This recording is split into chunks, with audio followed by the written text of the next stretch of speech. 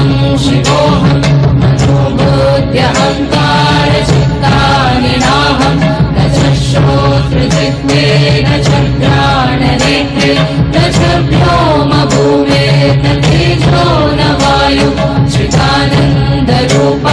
शिवोऽहं शिवोऽहं चिदानन्दरूप शिवोऽहं शिवोऽहं चिदानन्दरूप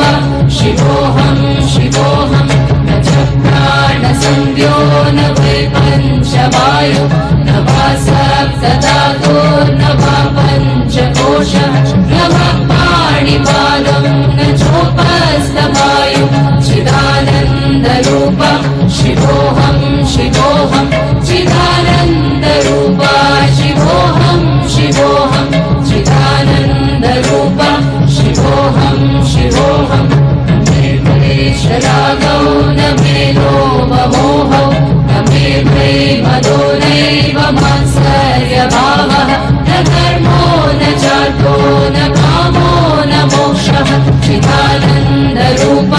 शिवोऽहं शिवोऽहं चिदानन्दरूप